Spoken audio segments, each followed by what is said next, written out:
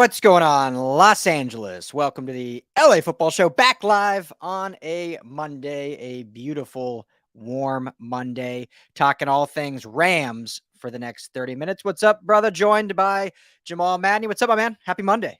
How we doing? Happy Monday, Rye. Excited to be Monday Night Live here and talk all things LA football as we always do, and kicking it off with the Los Angeles Rams.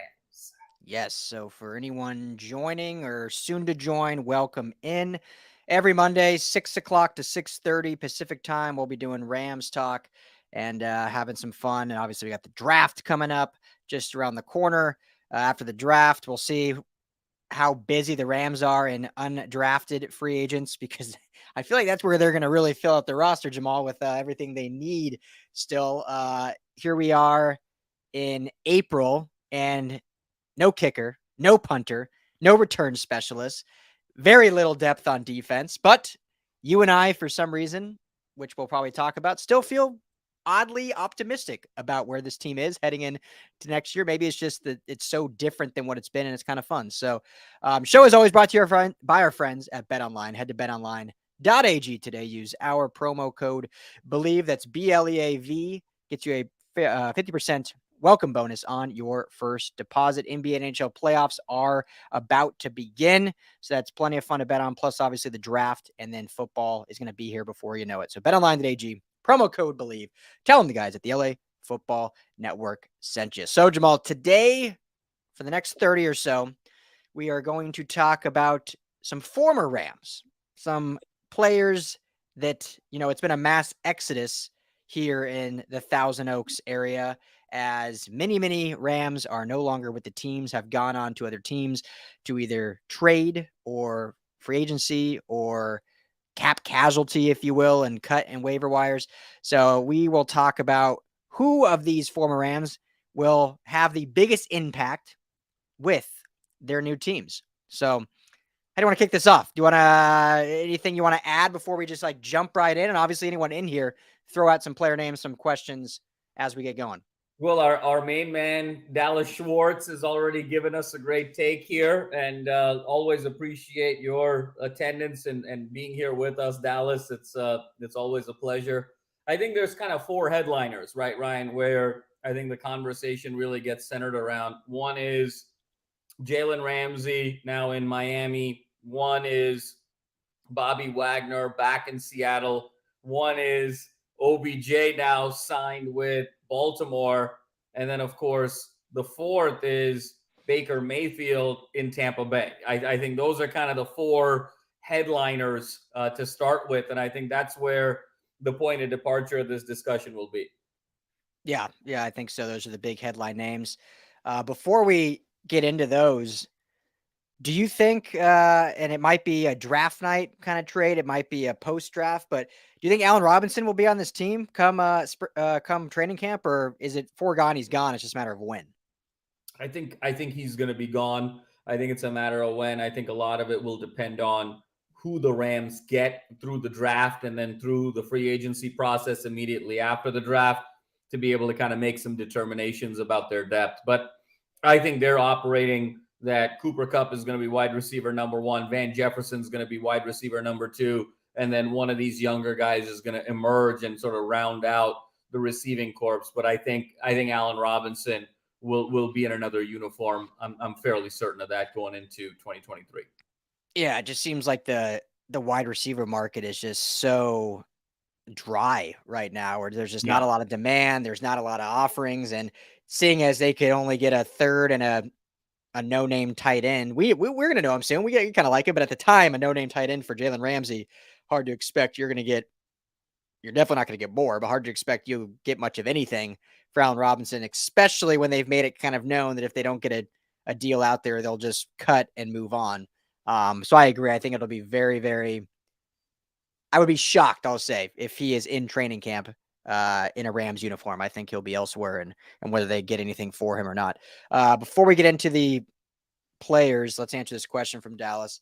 Do you think the Rams package some mid-round picks to get into the first or back or rack? I'm guessing like in the back in the second and stack for depth. I'll answer first, and then Jamal jump in. I don't see this, because they'd have to package a lot of picks to go into the first, and it would basically, in my opinion, destroy or be counterintuitive for doing exactly what you asked, which is building depth. They would not be able to build depth if they give up 4 to 5 mid-round picks to get into the first round to go get some marquee player, but then they have nothing behind him. And I think that this juncture of the offseason where they are, I think they're purely going to be drafting for a lot of depth pieces and hopefully can mature those guys into sizable role players that we've seen them do throughout the years. So I don't think this is the year they'll be trading up at all. If anything, they'll be trading back and even adding to their 11 picks, I think. Yeah, Ryan, I completely agree. I think this is the offseason that they are playing Moneyball. And I think it's going to be a lot of guys that are going to play above their value, and they're going to round out this team with the 3 pillars of Kupp, Donald, and Stafford, and then round out everybody else kind of young, hungry, and cheap. See who emerges, and then build out their core from there. But I think once you establish that you're getting rid of Ramsey, and once you establish that you're getting rid of Robinson and Wagner, and down the list we go, it really doesn't make sense to then parlay some picks to get into the first round, to then have to pay first round money at one particular position. So I think it's rack and stack all day long, Dallas. And I think, they've made their bed, and now they're firmly going to sleep in it. And that's one thing the Rams are really good at. They set a direction, and then they go for it. And then they calibrate. And, if it's working, we're going to keep doing it. If it's not working, we're going to change direction and we're going to course correct. So I think that's where the strategy goes. And just to follow up with Dallas, I think he said, do you see the Rams pick the UCLA tight end with number 35, or will he be gone?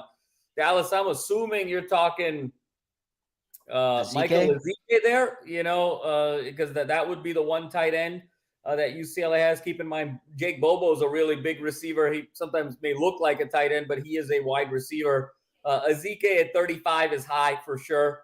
So I think Ezike is going to be more of a mid to late round type of prospect. Jake Bobo, on the other hand, I think could go anywhere, third-ish round, and be a really nice addition for some teams. Yeah.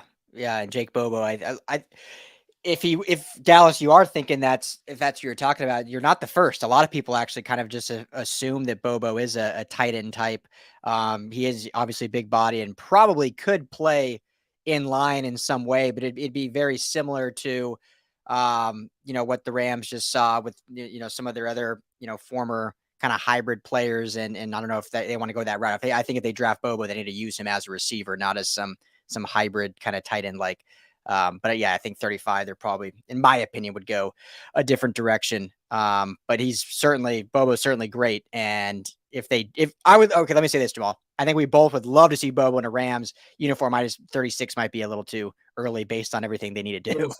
Yeah, absolutely. Yeah. And based on all the lack of depth they have elsewhere, in terms of edge, linebacker, secondary, offensive line, all that good stuff. So, all right, let's start with some of these former Rams guys. Who do you? I'm trying to think how we can go back and forth on this without just giving our answers and being done. But I guess that's how we'll have to start. I mean, out of these kind of the 4 big names, the Bobby Wagner, the Jalen Ramsey, Baker Mayfield, who do you see making an OBJ the biggest impact on their new team?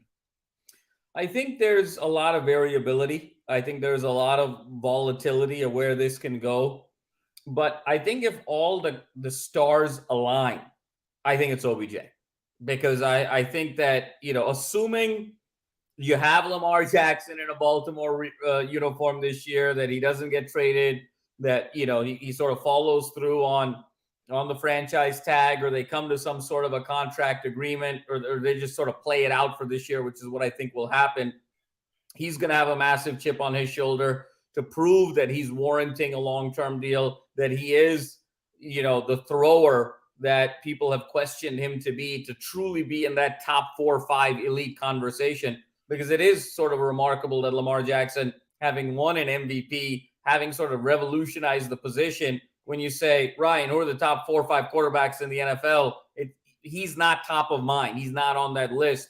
And that's primarily due to the fact that he's still inconsistent throwing the football. In many ways, Lamar Jackson reminds me of a younger Giannis Antetokounmpo, in the NBA, where, can you win the title with him? And Giannis sort of proved that back in 21 that you certainly can. And I think Lamar Jackson still needs to make that leap. And I think for the folks that are pro Lamar Jackson and in his camp, the argument has always been, well, you never gave him a top flight receiver. The best receiver he had was Hollywood Brown. Give him somebody and then make an assessment. And now when you bring in OBJ, who's coming off the injury, who's coming off of people writing him off and completely saying that his career is over, and now he's got that chip on his shoulder, he's got something to prove. I think the two of them together could be real dynamite in this play action passing game that Baltimore will use to really sort of leverage their run game to then be able to take some shots and open up the field.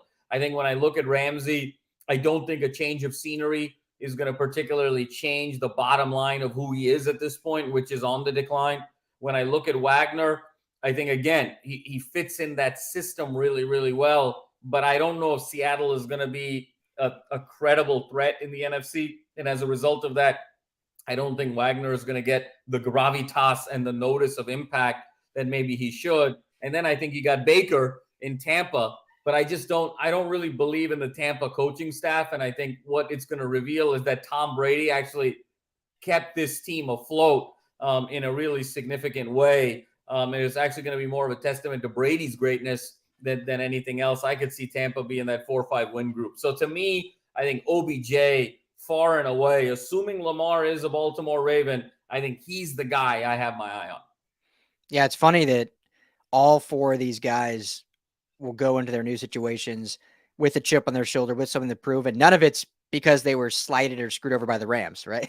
Like a lot of times it's like, my former team didn't value me. I feel, underappreciated there. So I want to go and prove them wrong. I was drafted too low. All these teams passed on me.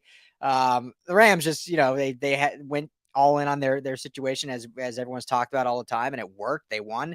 And then now it's, time they have to kind of move on and reap what they sowed, building where this team was. But they did right by all of them. I mean, Bob Wagner, they basically had a conversation with him and said, all right, well, we'll let you go and you can pick where you want to go instead of trading you. With OBJ, it was just a matter of, they couldn't re-sign him. They just didn't have the money of what he wanted. With Jalen Ramsey, they traded him to a team that he wanted to go to. I mean, regardless of them being a contender, he had said all along he wanted to go to Miami. And so that's where they sent him. And Baker, came in here, had a really fun 4 or 5 weeks, and then he was a free agent anyway. So he went on and ended up down in Tampa, in South Florida, or the Bay Area of Florida. So it's funny they all have chips, but not because of the Rams. But I was trying to be different than you, but I just think it's too obvious that OBJ is going to have such a monumental impact, and his biggest impact probably was going to come not even on the field, because in my opinion, the Ravens don't sign OBJ if they didn't have somewhat of a guarantee that Lamar would come back and sign. You don't go and pay a receiver $18, $19 million and then have a Tyler Huntley or a rookie throwing him the football. That's just not the time to do it. You pay that later, which they didn't do, obviously, for all those years with Lamar. And I think they finally realized, all right, this is one of his demands. Maybe it hasn't been reported that, or maybe that's not even factual, but I would not be shocked if one of his demands was, hey, I want guaranteed contract and I want a damn number 1 receiver. And whether he's worth it or not, I don't discredit him at all for wanting that. And so now they finally get that with OBJ. And I think that will have the impact. There's been the screen grabs of on Instagram, them talking. So obviously they've had conversations since the signing. This is the NFL in 2023 where these athletes all know each other. They're all on social media. I'm pretty confident they probably had conversations before the signing of saying, hey, let's go get it done in Baltimore. And they had their conversations of that, and obviously got it done. So obviously he's going to have a big impact on the field, but Jamal, I think his biggest impact is just going to be the fact that because he's signed, it's going to mean Lamar Jackson is back in a Ravens uniform. Absolutely, Ryan. And what a great appeasement for Lamar Jackson of saying, okay, let's meet you halfway a little bit. Obviously there's a little bit of a gap on what we believe your long-term value to be and what you believe your long-term value to be. So look, we want to have this partnership work. And I think it's a testament to the Ravens of thinking outside the box a little bit, rather than saying, hey, I'm on this side and you're on this side of the negotiation table and we're this far apart in terms of price. and you start figuring out a way to make it in the middle, what the Ravens are saying, let's turn this into a multi-year negotiation where why don't we play out the franchise tag this year, and let's give you a guy when he's healthy is as good a receiver as there is in the NFL, and let's see what you can do with him. And if you can do with him what a top 5 quarterback, we presume, can do with him, then you are worth that money. And if you can't, then there's no conversation to be had about having more money than what we've offered you over the course of this season. So I think it's just a phenomenal move by the Ravens, actually, and their management team of putting that optionality out there. And now the onus is on Lamar Jackson to say, okay, the team didn't give me what I wanted, but they've given me a tool and they've empowered me and they've enabled me to sort of prove myself. And now I got to put it all together. And if I do that, and if I utilize him effectively, and we're a two-dimensional offense, which has been the big question for the Ravens the last couple of years, and we make some noise in the playoffs and we go a little bit deep and we put a jolt into Mahomes and Burrow and Allen, etc., we really have something here. So I think it's just sort of a match made in heaven. Both guys are essentially on one-year deals. Both guys have so much to prove. And I think both guys, are going to get along so well. I think when you look at OBJ, I think his true personality is kind of that of a Baltimore Raven. For as much as he is kind of this like Hollywood-ish type of personality, I think his swagger and his ability to kind of, get down in the trenches a little bit and get rough and get physical, I think there's just going to be a real match made in heaven with John Harbaugh and the Ravens. And I think having a coach that's a little bit more of a disciplinarian at this age for him, I think is going to be a good thing. I think he's got the right coach. He's in the right situation. He's got, a one-year contract of big money. I think it's all set up really well for OBJ to have his welcome back moment. And I could presumably see OBJ win NFL Comeback Player of the Year. Yeah. I mean, it wouldn't shock me if the finalists are both former teammates, OBJ and Cooper Kupp, going for that Comeback Player of the Year. And, I think it's a good fit. I think it's the way this offseason's gone for the Rams and Rams fans, and seeing, Wagner just get cut after 1 year, after a 5-year deal, and go, seeing Jalen Ramsey get traded for essentially pennies. It probably made Rams fans almost feel better that they saw OBJ get signed away for what he got signed away for. Because if he would have signed with a team for like $6 million, everyone would be like, "Are you kidding me? That's all it costs." But the fact that it was 15 guaranteed, up to 18 total, I mean, that was never happening here in Los Angeles. Even if the Rams weren't in kind of a remodel mode, it was never happening. So I feel like that at least made Rams fans feel like, okay, like, all right, he ended up, he's not in the NFC, didn't go in the division. He's with the team across the country, and he gets $18 million we couldn't afford, because it would have been another dagger to the heart for Rams fans had it been a cheap deal. No doubt, Ryan. And so I think, that again, I think that also is a testament to what the Rams management is trying to do here, of being able to kind of build this team on the cheap for this year and just see what they have left in the tank. In many ways, the way the Ravens are sort of testing Lamar Jackson, the Rams are testing Stafford, Kupp, and Donald to see just how much they have left in the tank with kind of a young, hungry core. Because I think if you go have another year, like a 5-12 year, those three guys are pretty much done. I mean, it's going to be painfully obvious that is the case. Then you're in full-on rebuild mode. Then Dallas, I agree with you, where you start parlaying some of these picks and move up to get the likes of a Caleb Williams. If this team is anywhere in that 8, 9, 10 win total, now you say, hey, Stafford is still relatively young for what elite quarterbacks have been the last couple of years. Cooper Kupp has a renaissance. Donald's going to have one more year on his deal after this upcoming season. Let's go now. We got $60 million under the cap. Who can we put around these guys to go from 8, 9, 10 wins to 11, 12, 13 wins and get one or two more credible cracks at another Super Bowl? So either way, you're kind of setting yourself up for success. And it's all going to sort of play out this year in terms of how much is left with those three guys. Does it, changing gears here a little bit, but does it surprise you at all that Leonard Floyd is still out there as a free agent? Or I think we're kind of in the day and age now, Jamal, where unless you are a premium I'm not even saying a good player, but a premium vet, a lot of these guys now kind of just write it out till either right before the draft or even after the draft, where they can truly pick and choose where they want. And it might fall into that category, kind of like along the lines of Kyle Van Noy and those. Does it feel like that more to you, or is it more of, well, this guy's clearly much more on the decline than we may have even thought he was? No, I think it's more the former, Ryan, and I think that in particular, pass rush is a bit stronger in this draft. May not be kind of as top heavy as it was last year, but I think depth and quality in the mid to late rounds exists. And so I think that a lot of teams are sort of assessing their options and saying, who can we go get in the draft to fill our needs? And if we kind of strike out on some of the guys on our board in rounds 5 through 7, then that's where the Leonard Floyd market really opens up for us. And I think vice versa for Floyd as well. I think he wants to see where things kind of net out with some of these teams and then go kind of use his agent and use his team to sort of target particular teams. So it makes a lot of sense. I think there's still plenty in the tank for Leonard Floyd. I think, the right situation, he can be an impact player. But I think the Rams are correct in moving on at that particular price tag. Yeah, and I know the NFL salary cap goes up every year, but it definitely is feeling in today's NFL with these crazy lucrative quarterback contracts. I mean, it was not that long ago when the premier QBs were making 18 million a year, 20 million a year. And now you're looking at 50 is that's like the baseline now for the Herberts, the Burrows, the new guys. Lamar Jackson's asking for that. So it's more than doubled in a matter of less than a decade, really.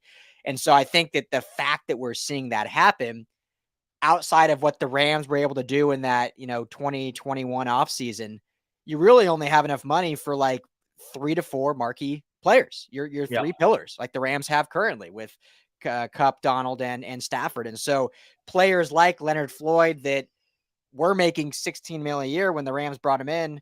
Obviously, he's aged a little bit since then, but even players at his stature at that time back when it was in 2018 or 2019, those are going to be guys that are going to be making under 10 now, because unless you're the top 3 or 4 at your position, and unless you're willing to go to a team that is a bottom 5 team, top 5 in cap space, there's really just not the money to spread out currently, unless you get really creative or go really all in like the Rams did, just 2 years prior. So I think it's just a shift in the way these contracts are and with how much the top players are getting, that we're either going to see the league salary cap go up exponentially in the coming years, or we're just going to see a lot of what we saw this current offseason where, I mean, I remember free agency frenzy, Jamal, being wild just 5 years ago. And it was still like a lot happening this year.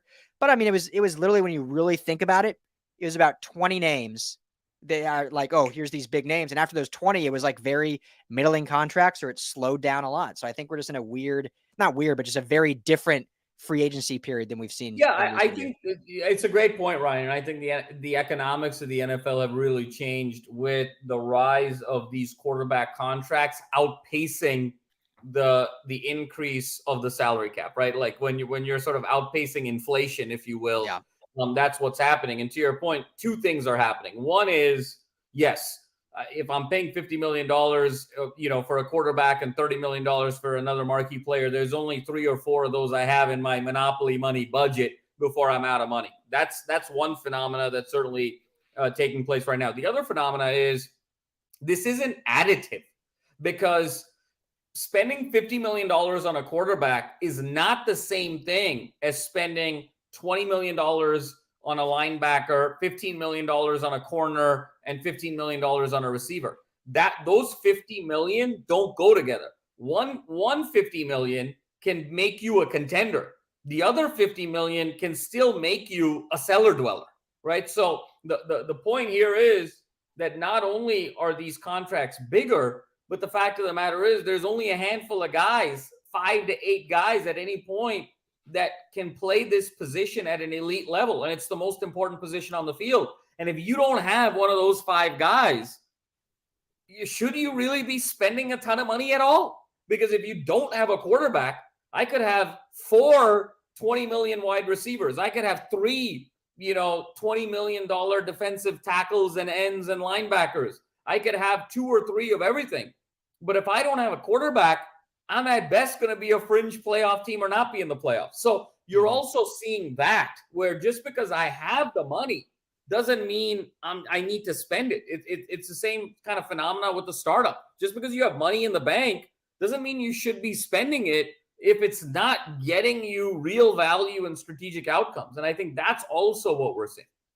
Yep. Yeah, exactly. And last point I'll say in that is, unless you decide, if you have a middling quarterback that can save you money and you go all in on defense and you try to build the 85 Bears or one of these elite defenses, you may have a shot. And we've seen it happen sometimes. The 2015 Broncos had, aging Peyton Manning, who missed half the year.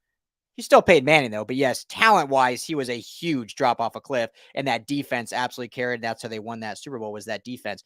But it's much more likely that a top-tier quarterback is going to beat that defense. We've seen it just this past Super Bowl. Philly had an elite defense.